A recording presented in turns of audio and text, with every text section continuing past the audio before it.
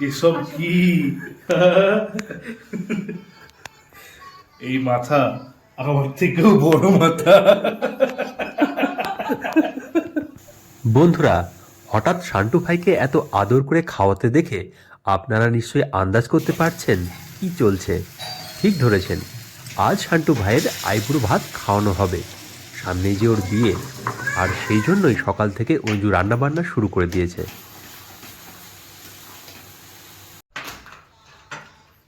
এটা খাবো, এটা খাবো, এটা খাবো, এটা খাবো, নাকি এটা খাবো? আর খাবো তো কোনটা খাবো? আমি এটা কামড়ে খাবো, হ্যাঁ?